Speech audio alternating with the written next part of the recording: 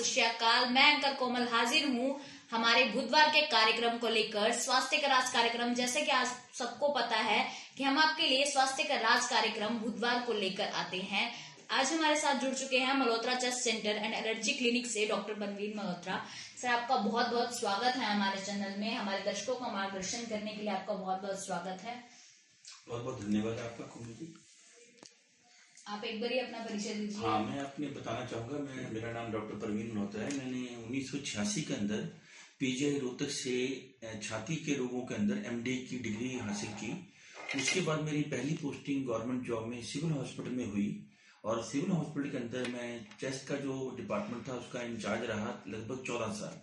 14 साल के बाद फिर मैंने अपनी प्री मैच्योर रिटायरमेंट ले ली थी। तो उसके बाद से लेकर अब तक सुखदेव नगर में हमारा Malhotra chest and allergy centre है, जिसके अंदर की मैं अपनी ओपीडी इंडोर और अपना प्रोसीजर प्रैक्टिस करता हूँ, जिसके अंदर हम मेनली छाती से रोग जितने भी रोग होते हैं उनका इन्वेस्टिगेशन, उनका चेकअप और उनका ट्रीटमेंट जितना हो सके हम अच्छे से अच्छी क्वालिटी वाइज प्रदान करने की कोशिश समाज को करते हैं। सर, जैसे पानीपत बहुत एक प्रदूषित शहर बन चुका है इस टाइम लोगों को कई बीमारियों का सामना करना पड़ रहा है, तो ऐसी कौन सी छाती के रोग है जिनसे लोगों को जूझना पड़ रहा है?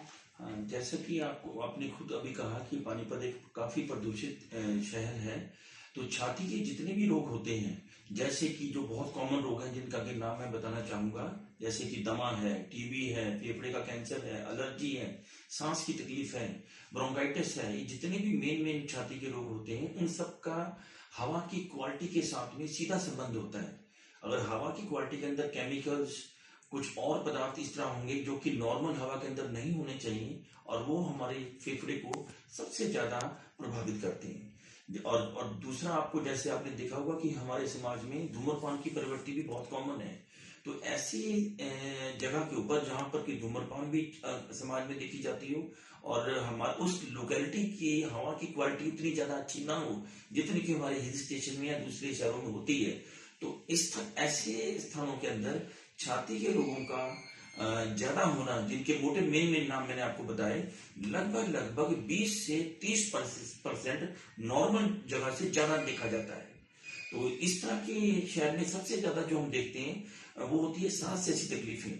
जैसे कि पेशेंट जो एक होती है थोड़ा जो देर के बाद तकलीफ बनती है, एक होती है इमीडिएट इफेक्ट। जैसे प्रदूषित हवा सांस ग्रस्त फेफड़े के अंदर पहुंचती है, अगर उस मनुष्य के फेफड़ा उसको अडेप्ट नहीं कर पाता तो सबसे पहला जो सिम्टम हम देखते हैं वो एलर्जी के रूप में देखते हैं, जिसमें खांसी का दौरा होना, सांस का अटैक आना। ये इमीडिएट एक्शन होती है जिसमें कि हमारे को देर नहीं लगती, जो कि इमीडिएट प्रभाव हम देख सकते हैं, जिससे कि पेशेंट अनकंफर्टेबल हो जाता है और उसकी नॉर्मल दिनचर्या या काम करने की जो क्षमता होती है वो प्रभावित रहती है। दूसरा, जो छाती के रोग होते हैं जो लॉन्ग टाइम तक उनको जब इस तरह का वातावरण मिलता रहता है तो आने वाले टाइम में वो टीबी, दमा और फेफड़े के कैंसर, उसके अंदर ये इस तरह का माहौल बहुत ज्यादा मददगार होता है।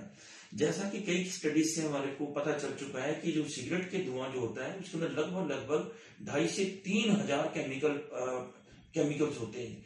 उसी तरह जिस तरह पानीपत प्रदूषित शहर है, जिस तरह चारों तरफ हमारे एनएफएल है, रिफाइनरी है, थर्मल प्लांट है, सीमेंट के प्लांट है, इंडस्ट्रीज है, हमारा शहर छोटे से एरिया में कंजेस्टेड बना हुआ है, बहुत फैला हुआ नहीं है। तो इस तरह में जिस तरह डिफरेंट टाइप के जो केमिकल्स हैं वो वातावरण में मिक्स होते हैं और जब वो हमारे सांस के अंदर, क्योंकि हर सेकंड हम सांस दे रहे हैं, तो वो अच्छी तरह उसको काफी प्रभावित करते हैं। तो जो भी प्रदूषित एयर हमारे लंग्स में जाएगी, मैंने आपको पहले बताया, वो इमीडिएट इफेक्ट करती है, मीडियम टेन्यूर में इफेक्ट करती है और लॉन्ग टर्म में इफेक्ट करती है। लॉन्ग टर्म में जैसे कि इस तरह के केमिकल जब कई साल तक जाते हैं तो फेफड़े का कैंसर होने का खतरा रहता है। जब बहुत थोड़ी देर के लिए जाते हैं तो एलर्जी, ब्रोंकाइटिस, सांस में तकलीफ, इस तरह की पिक्चर होती है। मीडियम वाले पार्ट में दमा जैसे जब ये पिक्चर बिगड़ जाती है और पेशेंट अपने आप को इसको बचा नहीं पाता या प्रॉपर मेडिकेशन इस तरह के नहीं कर पाता या इसके समाधान नहीं निकाल पाता, तो बीच वाले पार्ट में हमारे को सांस की तकलीफ जैसे कि दमा, इस तरह की तकलीफें बननी शुरू हो जाती है, जो कि इस तरह के लोगों में शहरों में ज्यादा देखी जाती है।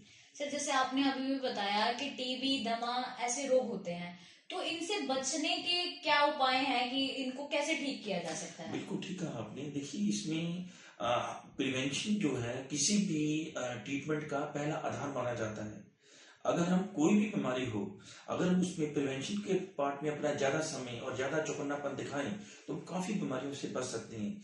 जैसा कि मैंने आपको शुरुआती टाइम में अपना बताया कि हमारे जितनी भी चेस्ट की प्रॉब्लम होती है, फेफड़े की प्रॉब्लम होती है, उसमें हवा की क्वालिटी का प्योर होना बहुत जरूरी रहता है।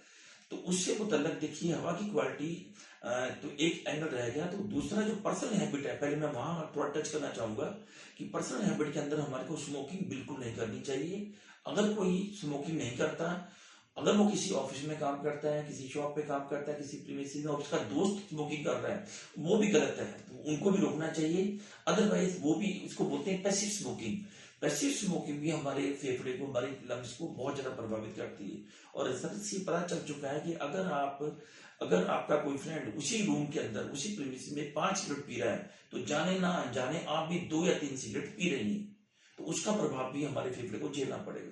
तो पहले तो हमारी पर्सनल हैबिट के अंदर तंबाकू का प्रयोग, हुक्का, तंबाकू और स्मोकिंग, ये बिल्कुल जितना हो सके एक्टिव और पैसिव दोनों ढंग से हमारे को बचना चाहिए। दूसरा पार्ट जो हमारा जो वातावरण का जो प्रदूषण वाला पार्ट है, तो उसके अंदर जब जब भी हम इस तरह के इलाके में जाएं, कहीं आपको मिट्टी उड़ रही है, कहीं चिमनी का धुआं उठ रखा है, ज्यादा टाइम उसके पास ना खड़ें, अपने मुंह पे मास्क लगाएं, रुमाल से मुंह को ढकें, फिल्टर्स का यूज करें। जितना अगर किसी घर के आसपास कंस्ट्रक्शन हो रही है, थोड़ा सा इंडोर रहें, खिड़कियां बंद करके रखें। मतलब हमारे को अपने आसपास के वातावरण के हिसाब से हमारे को प्रदूषण से जितना ज्यादा हो सके बचना चाहिए। अब जैसे कि अब मैं कुछ आपको और बताऊंगा कि घर के अंदर भी प्रदूषण हमारे पहुंच गया है। एक घर की जो महिला है वो घर में अपना तड़का लगा रही है देसी घी का, और बहुत खुश है कि मैंने तो परोठा बनाया देसी घी से या तड़का लगाया देसी घी से, लेकिन उसका जो धुआं है वो हम उसको प्रदूषण के कैटेगरी में डालते हैं। घर में किसी ने झाड़ू लगा दिया, आटा छान दिया, गेहूं छान दिया, उसके अंदर दुनिया भर के पोल्यूटेंट्स होते हैं, पॉल्यून्स होते हैं, जो कि छाती की हवा की क्वालिटी को इंप्रूव नहीं करते, खराब करते हैं और अलग अलग किस्म की सांस की बीमारियों को जन्म देते हैं। तो इस तरह की कुछ पर्सनल हाइजीन हमारे को मेंटेन करनी चाहिए। साफ सुथरा एटमॉस्फेयर रहे, सफाई, जहां हम अपना वर्क प्लेस है वो साफ सुथरा होना चाहिए। जब भी उसकी डस्टिंग हो रही हो तो वेट डस्टिंग होनी चाहिए, पहले पानी का छिड़का लगा के तब उसकी डस्टिंग पोछा या झाड़ू लगाना चाहिए। मुंह पे मास्क होना चाहिए। Wet dusting, dry dusting avoid करनी चाहिए।